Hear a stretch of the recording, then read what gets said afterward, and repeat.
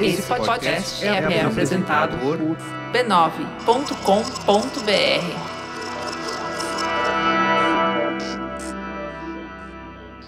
É junho de 1959.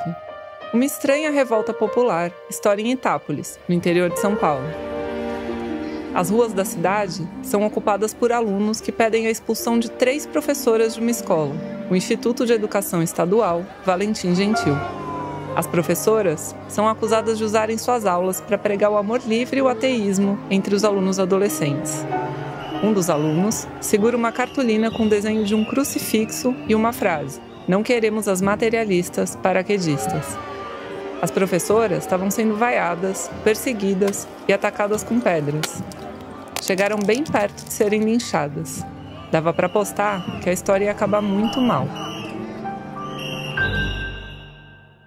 Mas uma das professoras, a porta-voz das outras 2, era a jovem Niede Guidon.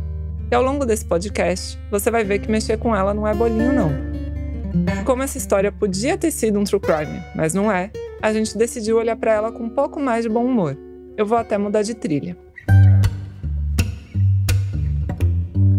A Niede naquela época tinha só 26 anos. Imagina ter 26 anos e uma cidade inteira contra você. Dá vontade de sentar e chorar, né? Mas a Niede não. Ela estava decidida a peitar todo mundo. Olha o que ela disse para o repórter da Folha da Tarde, o Hideo Onaga. Para completar o quadro medieval, só falta a fogueira para queimar as bruxas. O resto já foi feito contra nós. Mas nada nos fará recuar. Nem mesmo as ameaças de morte. Quem está interpretando a Niede aqui é a atriz Malu Galli, que você deve conhecer de novelas e filmes de sucesso. Você vai ouvir a voz da Malu nesse podcast de 2 formas: interpretando a Niede, como você ouviu agora, ou entrevistando a Niede, durante a pesquisa para um projeto de ficção baseado em fatos reais que nós estamos desenvolvendo juntas. Mas eu já estou me adiantando. Primeiro, é bom garantir que eu e você estamos na mesma página. Porque muita gente nunca ouviu falar na Niede Guidon. Eu mesma, sendo jornalista e roteirista, só fui saber da existência dela quando eu já tinha mais de 30 anos. Sabe como é? Cientista no Brasil não é exatamente celebridade, né? Então, aqui vai um spoiler. A professora odiada por uma cidade inteira se transformou em uma das mais importantes arqueólogas brasileiras. Ela criou a Fundação Museu do Homem Americano, o Parque Nacional Serra da Capivara, declarado Patrimônio da Humanidade pela Unesco. Um dos maiores parques de pinturas rupestres do mundo está no Brasil, no sertão do Piauí. Até 2018, já estavam catalogados mais de 1.000 sítios com pinturas e gravuras rupestres. É um desbunde, porque além disso, ele tem grutas, vales e uma paisagem de caatinga que parece do outro mundo. Onde que a gente está mesmo? A gente está aqui no Boqueirão, Toca do Boqueirão do Pedro Rodrigues. Sobe por aqui. Que é mais... Sempre. Uau! Nossa! Caralho! Sempre tem esse uau. É muito lindo aqui, viu? Olha o museu! O Parque Nacional da Serra da Capivara só existe por causa da Niede Guidon.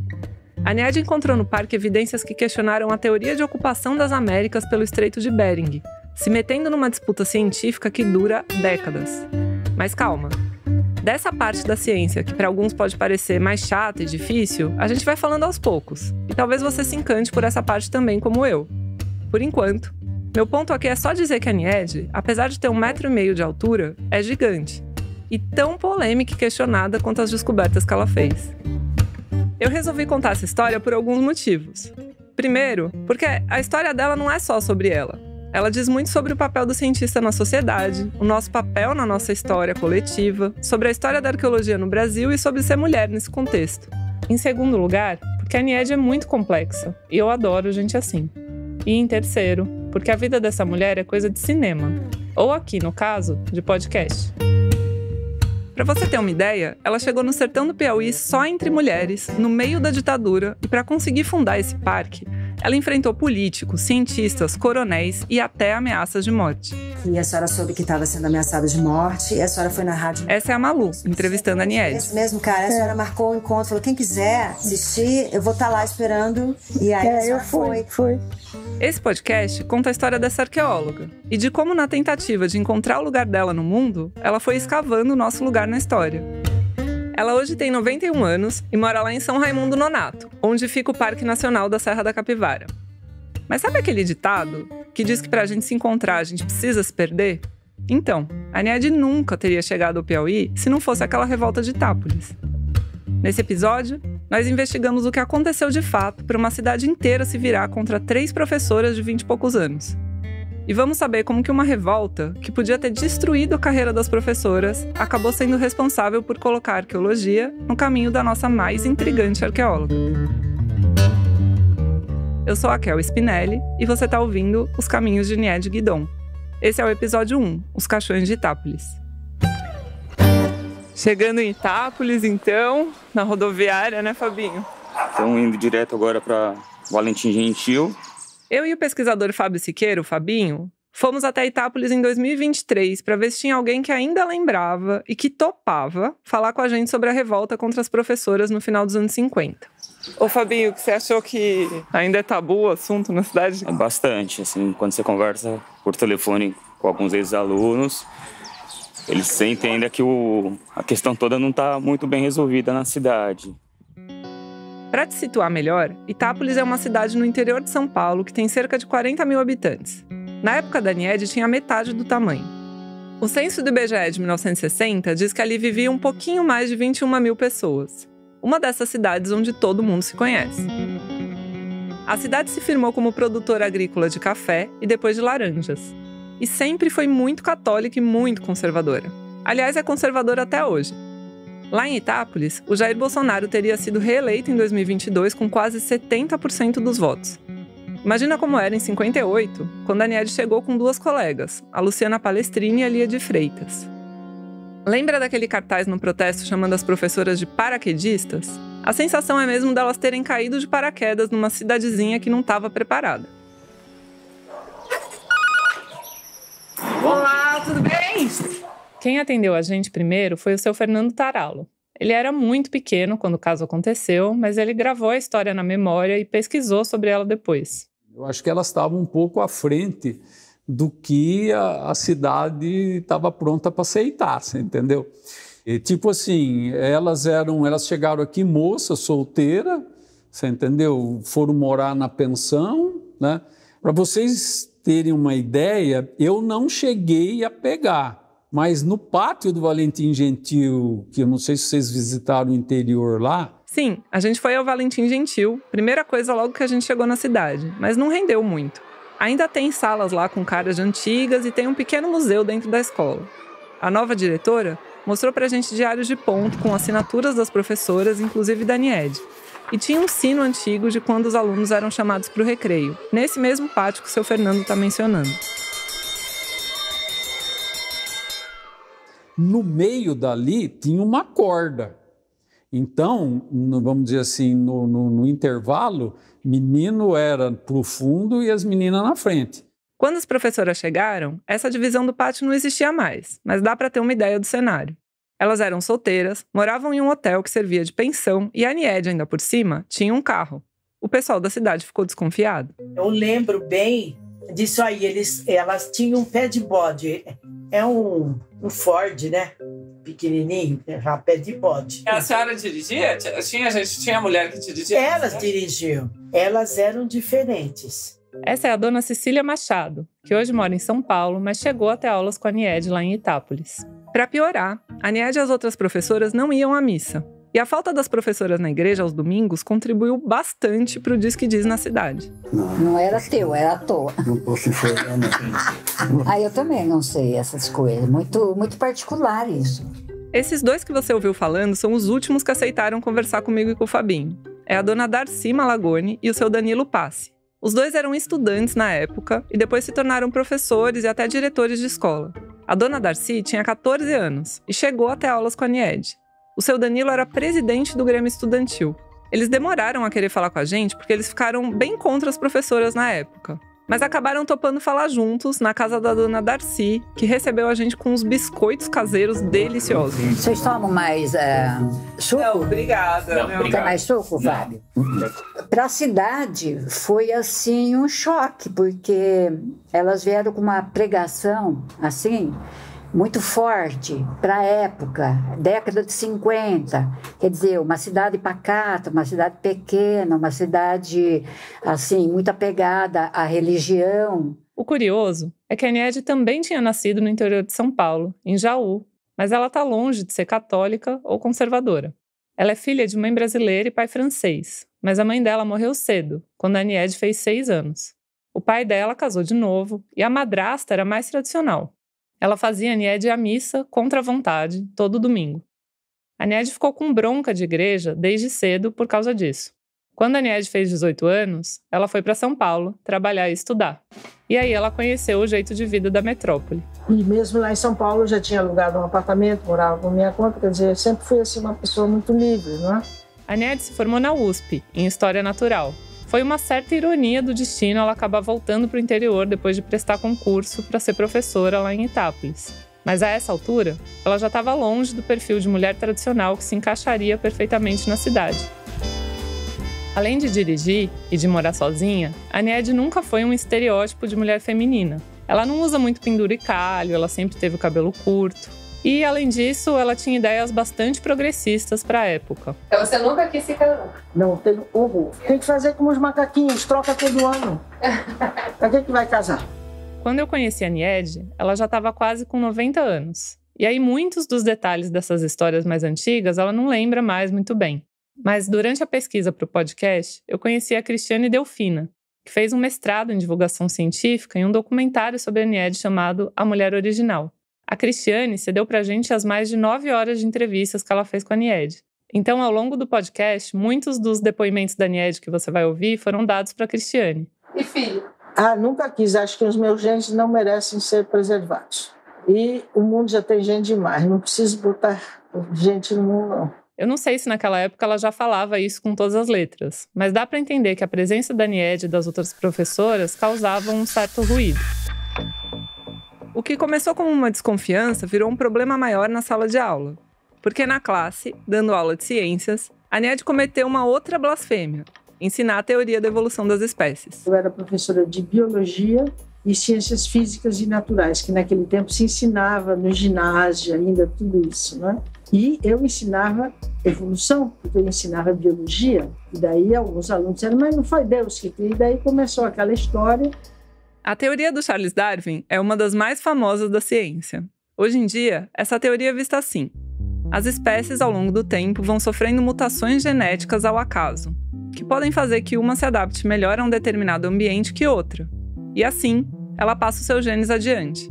De mutação em mutação, as espécies vão se diferenciando. A hipótese científica mais aceita atualmente sobre a origem da humanidade é a de que nós somos parte desse processo. Era basicamente isso que a Aniede estava tentando ensinar. Nada demais, né? Mas segundo a fé cristã, o mundo como nós conhecemos foi criado por Deus, assim como o homem. É o que se chama de criacionismo.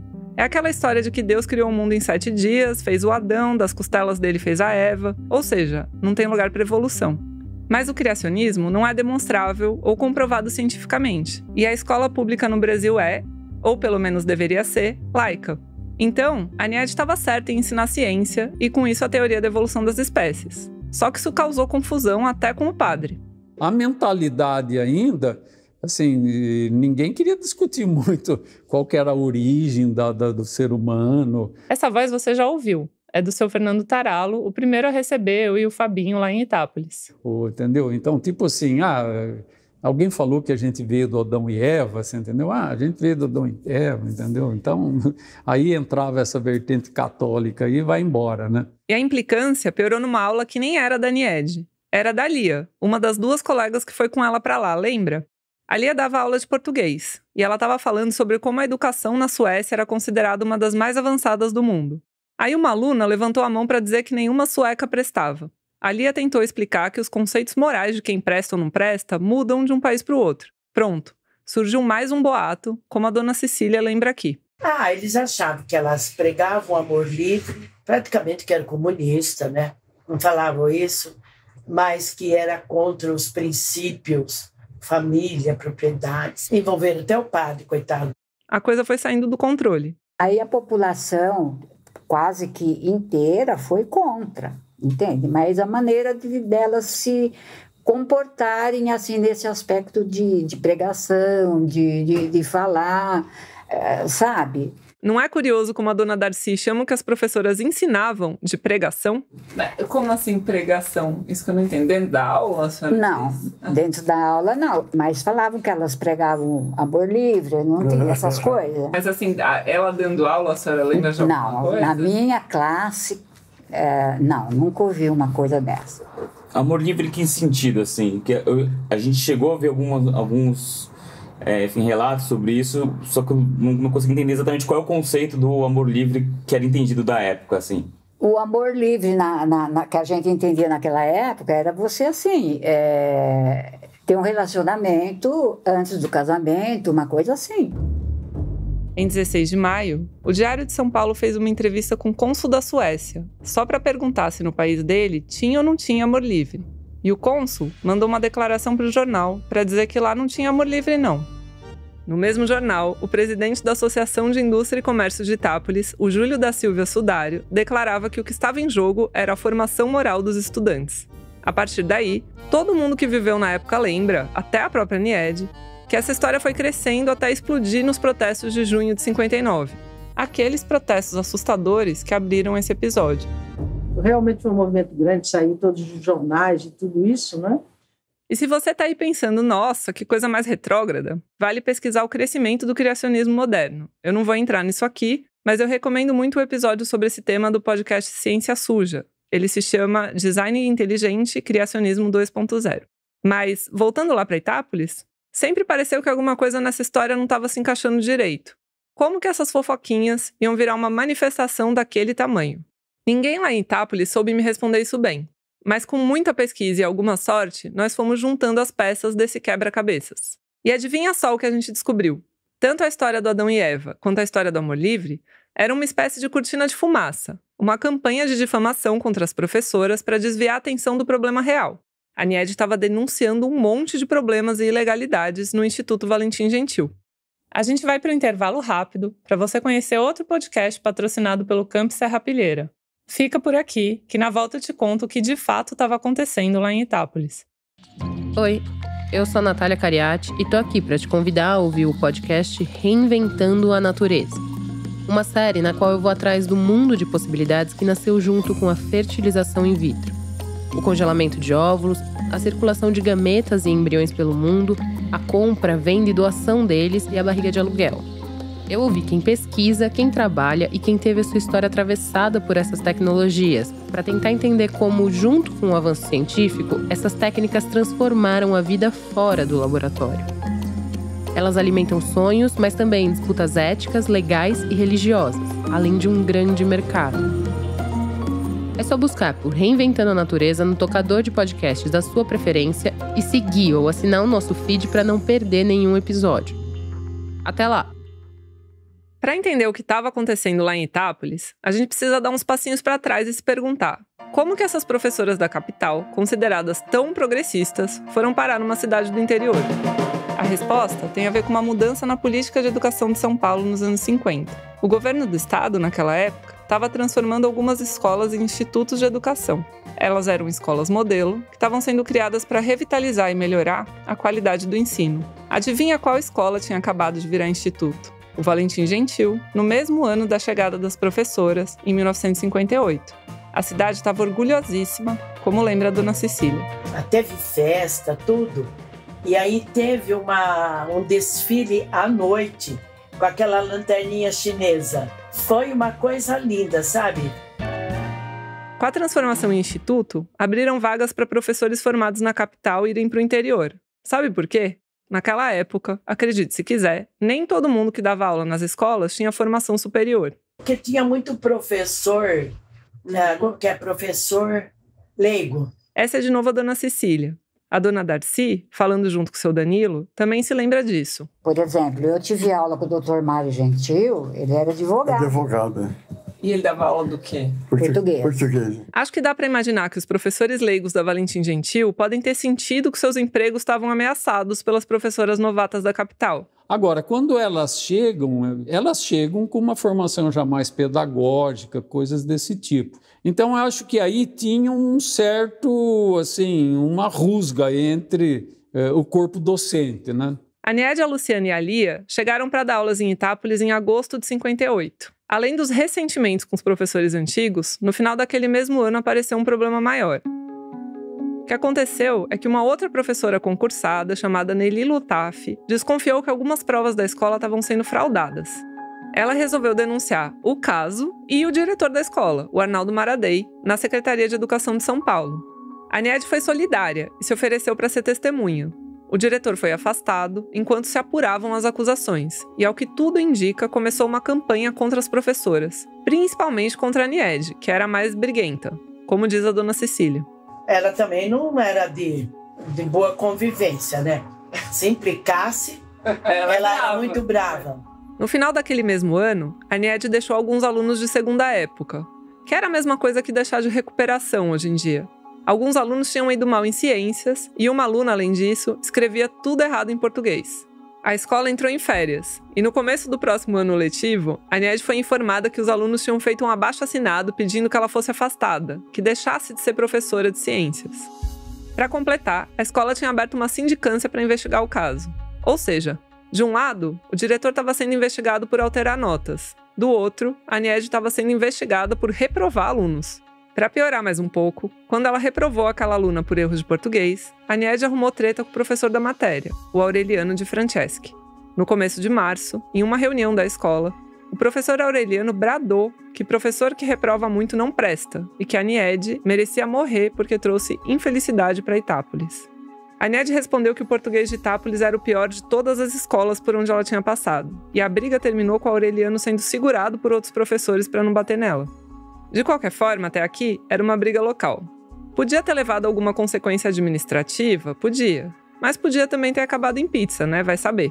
Só que a história chamou a atenção de uma figura que deu uma proporção estratosférica para aquela treta interna de colégio.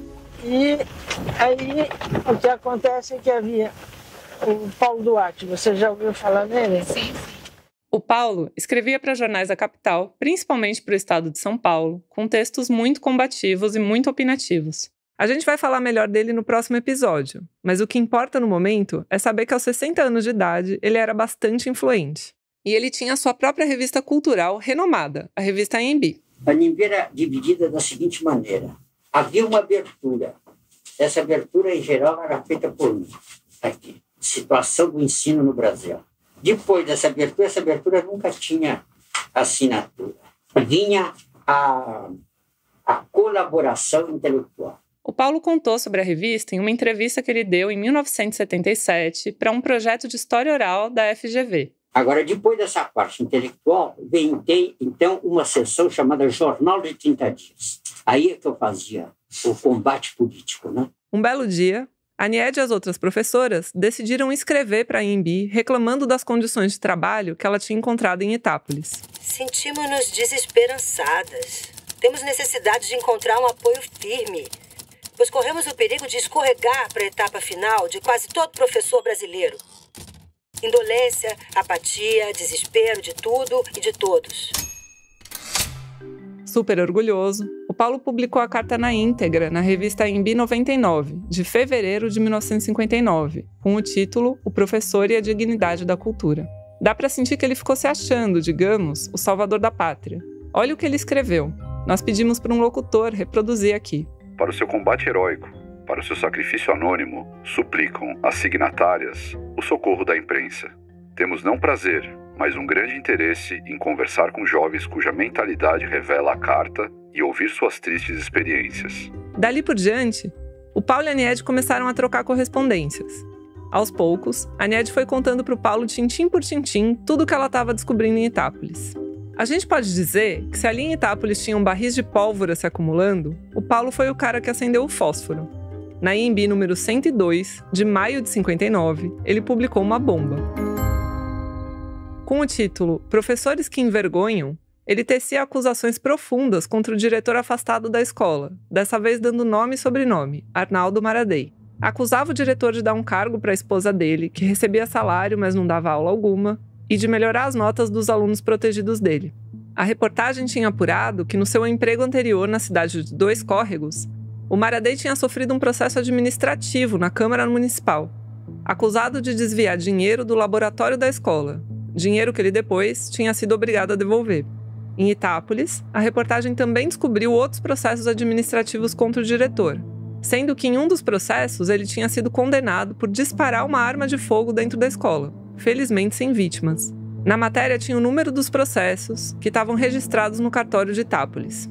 A gente não teve acesso a esses processos administrativos, mas pela imprensa oficial, pudemos apurar que, de fato, no dia 23 de abril de 1955, o Arnaldo Maradei foi condenado a pagar 500 cruzeiros por infringir o artigo 28 da Lei de Contravenções Penais, disparar uma arma de fogo em lugar habitado ou em suas adjacências, em via pública ou em direção a ela. O Maradei não está mais vivo. Eu consegui falar com um dos filhos dele por telefone, que não quis ser citado no podcast, mas ele negou todas as acusações. Ele disse que a condenação do pai dele por ter disparado uma arma de fogo foi em legítima defesa quando ele foi atacado no colégio por um outro funcionário.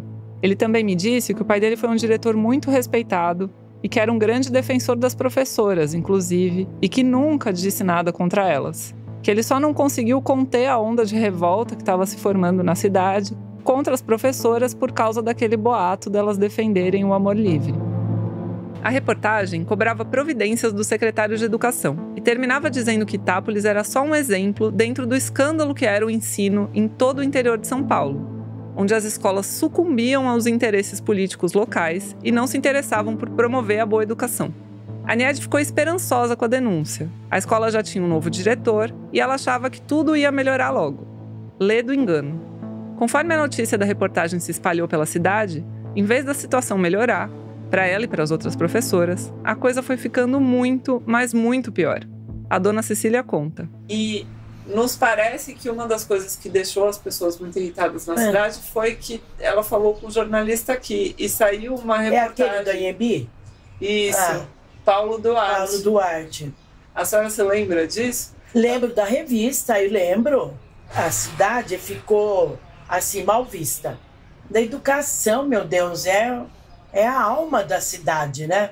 Lembra da aluna que a Niede tinha reprovado em uma aula porque escrevia muito mal em português? Pois o pai dela, de posse da revista, decidiu fazer uma campanha contra a Niede. O nome dele era Luiz Gonzaga Canineu. E aí que entra o Canineu lá. Ele era, assim, ele era um contador aqui na cidade. Eu morei a um quarteirão da casa deles. É que nós estamos tudo perto, porque não tem jeito de ser longe. Eu fui amigo, sou amigo dos filhos deles, estudei com as outras filhas deles. Esse é de novo o seu Fernando Taralo. Mas como o Canineu era uma pessoa, assim, que participava aqui da sociedade, ele conhecia o pessoal do jornal, conhecia o pessoal da... E, pelo que a gente ouve, essa história foi parar no Jornal da Cidade. Foi o Canineu quem deu entrevista para aquela matéria do Diário de São Paulo, que também entrevistou o cônsul da Suécia sobre amor livre. Para completar, em uma edição do jornal local, O Progresso, ele denunciava que as professoras não eram cristãs. A Niede contou em depoimento à Secretaria de Educação que ele foi à rádio da cidade para ler o texto. Era dia 15 de maio de 1959. Eu vou ler aqui um trecho do texto dele. É inacreditável que gratuitamente uma revista venha se portando de maneira hostil a Itápolis e aos que aqui vivem. Atacam-nos sem que nos conheçam, baseados em informações naturalmente sádicas de alguém que não se adaptou à nossa sociedade, como de fato somos cristãos e, por conseguinte, hospitaleiros e mesmo tolerantes. Aquela reportagem da Folha da Tarde que abriu o episódio dizia que o Canineu, num bar, bradou para quem quisesse ouvir que se a Niede quisesse responder o seu artigo, ele racharia a cabeça dela com um tiro. Nós tentamos contato com os filhos do Canineu, mas eles não quiseram nos dar entrevista. No mesmo dia, a Niede, a Luciana e a Lia foram à rádio tentar responder às acusações, mas foram impedidas de entrar. Depois ela tentou publicar sua resposta no Jornal da Cidade, mas ela também não conseguiu. Nesse momento o clima já estava esquentando tanto que a Niede relatava nas cartas para o Paulo que pessoas da cidade estavam aconselhando que elas saíssem dali para não levarem um tiro. A situação foi ficando tão perigosa que a Niede chegou a declarar para a Folha de São Paulo que ela ia atrás de um porte de armas para se defender, porque ela não queria virar mártir. Ao mesmo tempo, As professoras tentavam promover debates na escola e leituras da reportagem da ANB para provar para os alunos que elas não estavam falando mal da cidade, e sim denunciando um esquema de corrupção da escola. Mas já era tarde. Começou a circular por Itápolis uma caminhonete com alunos de megafone pedindo o afastamento das professoras. Aí, na noite de 3 de junho, de repente, tudo parecia calmo demais. A única coisa que acontecia na cidade era uma reunião, a portas fechadas, na Associação dos Comerciantes. No dia seguinte, a greve começou. A Niede contou como foi o dia da greve no depoimento dela para a Secretaria de Educação. Na manhã do dia 4, dirigimos-nos para o Instituto, tendo encontrado marcadas inscrições. Greve geral dos estudantes. Chegando ao colégio, verificamos que somente 2 ou 3 alunos estavam presentes. Às 10 horas, saímos para o hotel. Encontramos os alunos parados a um quarteirão da escola, fechando a nossa passagem, ostentando cartazes altamente ofensivos. Não queremos as materialistas sem moral. Fora com as aventureiras paraquedistas. Tendo parado o carro, esperando que os alunos dessem passagem, fomos alvos de insultos e cuspidas. Passando entre os alunos, fomos vaiadas. Chegamos ao hotel, ouvimos uma gritaria e saindo novamente encontramos os alunos furando o pneu do carro. Quando saímos, os alunos começaram a nos atirar bombas. Luciana, pegando a chave, saiu com o veículo indo procurar o promotor e o delegado. Nós duas ficamos esperando sua volta na frente do hotel. Nessa ocasião, fomos apedrejadas e atacadas com frutas, pedaços de madeira e latas velhas. Quando a Luciana voltou a pé, pois o carro estava com o pneu furado, foi vaiada ao passar entre os alunos e recebeu 2 pedradas. A partir desse momento, só andávamos acompanhadas por uma escolta, como se fôssemos elementos perigosos. Seu Danilo Passi era presidente do Grêmio.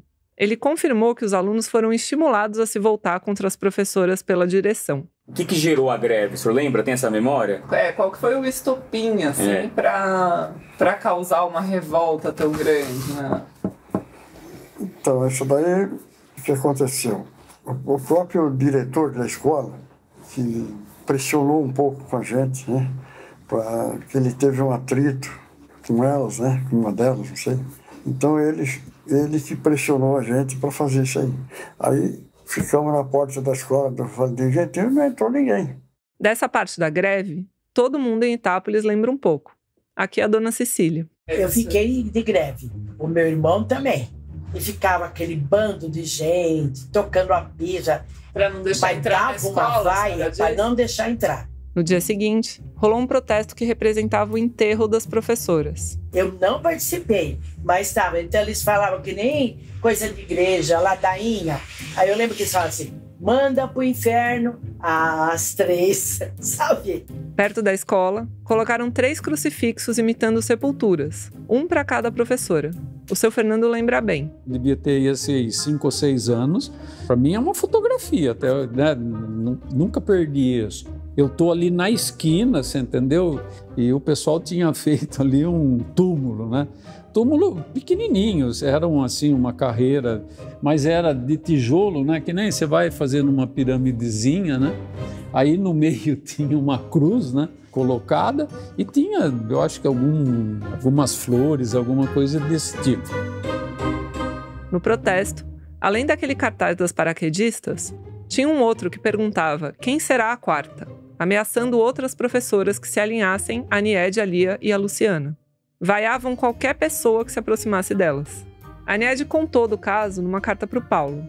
Os alunos armaram a 3 quarteirões do colégio 3 túmulos, com flores, velas. Ficam velando os cadáveres.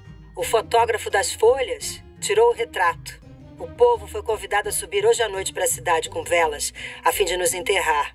Mas, como Deus está do nosso lado e não do lado do padre, está chovendo um bocado. Para completar, no dia 7 de junho, foi marcada uma missa na cidade que não mencionava o nome das professoras, mas era claramente contra elas. O Fabinho leu o convite para o seu Danilo Passi. A Santa Missa, das 9h30, domingo, amanhã, na Igreja Matriz desta cidade, rogando todos a Deus que criou o mundo e a humanidade. Um parênteses. Viram aqui a clara referência ao ensino da evolução das espécies? No sentido de obter proteção divina contra os erros materialistas que nestes dias de sofrimento para a humanidade tratam de abalar os fundamentos da família e da fé na cidade de Itápolis, que vai completar 100 anos de vida sob as bênçãos do Divino Espírito Santo. Itápolis, 6 de junho de 1959, Danilo Passe, presidente do Grêmio Estudantil pelos grevistas. A dona Darcy gargalhava, enquanto seu Danilo olhava pra gente com cara de susto. Não lembro. Alguém redigiu, alguém não foi eu que escrevi. Provavelmente o senhor deve ter assinado como presidente do Grêmio, né? Realmente, o texto não parece de um aluno adolescente. Depois, a gente falou com o seu Ângelo Semeghini, hoje também morador de São Paulo, que lembrou da missa conversando com o Fabinho por telefone. Que os padres rezaram a missa e falaram contra elas, né? Que elas não acreditavam em Deus, não sei o quê, que elas eram comunistas e marxistas. Pregavam amor livre, isso eles falavam. O seu Ângelo para a conversa para perguntar para o irmão que estava do lado dele quem era o padre que estava rezando a missa. Todo mundo lembra que era um padre alemão, mas ninguém estava lembrando o nome. Mas era o alemão, bem? O que falou que a minha professora era o demônio que usava saias. O demônio que usava saias. E com tudo isso, a Niede não queria ainda arredar pé de lá. A essa altura, a crise de Itápolis já aparecia em todos os jornais da capital. Por causa das reportagens do Paulo, a proporção que o caso tomou foi tão grande que no domingo, dia 5 de julho de 1959, um mês depois, o caso foi parar até na televisão. Na época, tinha um programa chamado Teatro da Juventude. Atores encenavam ao vivo, na TV Tupi, situações da vida real. Naquele domingo, a peça que foi ao ar, dirigida por Júlio Gouveia, se chamava As Professoras de Itápolis. O diretor-geral do Departamento de Educação do Estado, na época, Carlos Pasquale, declarou que todos os pseudo-professores bêbados e ineptos que infestavam o ensino, principalmente no interior, seriam afastados. O Paulo esbravejava nos jornais que a escola tinha que ser fechada até que se apurassem todas as denúncias, mas ele foi ignorado. No dia 7 de junho, um promotor local sugeriu que a Niede fosse embora de Itápolis, porque não tinha mais clima para ela lecionar na cidade. A Niede respondeu e depois contou para o Paulo numa carta. Mais uma vez, respondemos que não. E que se nos matassem em Itápolis, queríamos ser enterradas lá, só para fazer raiva para os itapolitanos. Mas ela perdeu a batalha. A Secretaria da Educação fez uma investigação, disse não, elas estão perfeitamente de acordo, estão dando o currículo oficial, mas não tem condições de ficar na cidade, porque tinha... Então, nos comissionaram em São Paulo. Em 17 de junho de 59, o secretário de Educação, Queiroz Filho, decidiu afastar a Niede e as outras duas professoras do cargo, mas sem prejuízo dos seus vencimentos. Em uma carta que ele enviou para o Paulo, ele criticou as professoras, dizendo que foram imprudentes ao não compreenderem o meio onde estavam. Em dezembro de 59, o Antônio Maradei, diretor da escola, que foi o centro de toda a treta, foi transferido de Itápolis para São Paulo para prestar serviços no Departamento Jurídico do Estado. Na cidade, as opiniões até hoje se dividem. A dona Cecília parece passada com o resultado para o diretor. Ele teve que ir embora de Itápolis. Elas foram, mas ele foi também. E ele tinha 7 filhos, tudo pequeno, e ele veio morar em São Paulo. A dona Darcy segue defendendo que o que aconteceu com as professoras foi, digamos, merecido. Eu acho que na época foi uma reação muito própria para a época da sociedade, dos alunos. Hoje, lógico que não seria, mas na época eu acho que foi muito natural. E elas nunca mais voltaram para cá? Vocês ficaram sabendo? Nunca. Não viram? Eu acho que não. Não. Tomaram outro rumo. O que as professoras fariam em São Paulo ficou incerto por um tempo. Só que o Paulo, a essa altura, já estava totalmente encantado com o espírito combativo e com a inteligência da Niede. Dá para chutar com alguma segurança que ele estava se vendo um pouco nela. E acontece que o Paulo, além de advogado, dono de revista e jornalista, era um grande entusiasta da arqueologia. Por uma certa coincidência do destino, enquanto acontecia esse caos em Itápolis, ele estava criando o Instituto de Pré-História e Etnologia. Acredite se quiser, o anúncio da criação do Instituto foi publicado em uma das revistas AMB, em que o Paulo denunciou o caso Itápolis. E aí que o Paulo resolveu chamar a Niede e as outras 2 professoras para trabalharem com ele. E daí, então, eu fui para São Paulo, e daí o Paulo Duarte, que ele foi um dos primeiros a começar a arqueologia, ele tinha muito interesse pela arqueologia, então eles nos pôs a trabalhar no sambaquis. E foi assim que a revolta de Itápolis tirou a Niede do caminho do magistério e colocou no caminho da arqueologia. Eu acho isso, para mim, é uma coisa filosófica que é muito interessante, de como às vezes a gente vai sendo expulso de onde não é o nosso lugar, sabe assim? Chega uma hora que a gente vai parar. Eu teria até hoje uma professora aposentada, né? Mas o que o Paulo não imaginava, e que a gente conta nos próximos episódios, era que a admiração mútua entre professor e pupila ia desembocar numa desavença maior ainda, e que tem a ver com algo que é muito importante sobre a personalidade da Niede. Ela briga até o fim para defender o que ela acha que é certo, sem espaço para entrelinhas. Nos próximos episódios, a gente vai falar disso e também do nascimento da arqueologia no Brasil e da importância da teoria da evolução das espécies para a arqueologia. E muitas outras aventuras nos caminhos da Niede Guidon. Eu te espero. É o que eu digo sempre, o único bicho que eu não gosto é o Homo sapiens. É o Homo sapiens. Eu acho que a senhora gosta, porque olha a quantidade de gente que a senhora impactou. Sim, mas é um bicho muito difícil, né? É um bicho muito difícil.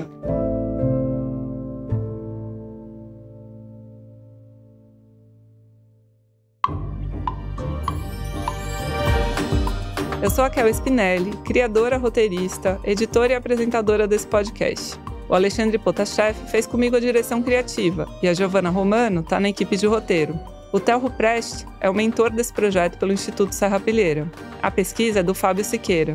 A Malu Gali fez a voz da Niede em entrevistas e textos antigos, e o Carlos Eduardo Freitas fez a voz do Paulo Duarte. A trilha sonora do podcast é composta por Felipe Consolini. A edição e a finalização de áudio são do Gabriel Pimentel. A identidade visual é da Vanessa Gasparini. Nesse episódio, usamos áudios da TV Cultura, de entrevistas feitas por Cristiane Delfina para o documentário A Mulher Original, de entrevistas feitas por Malu Gali. Também usamos trechos da entrevista dada por Paulo Duarte à FGV como parte do projeto de História Oral da faculdade, em 1977. Reproduzimos trechos de reportagem das antigas Folha da Tarde e Folha da Manhã, da revista Imbi, do Diário de São Paulo, do jornal O Progresso, do Diário da Noite e documentos do arquivo de Paulo Duarte no SEDAI, da Unicamp. Um agradecimento especial à senhora Maria Cecília Duarte Vinheron por nos autorizar sua reprodução.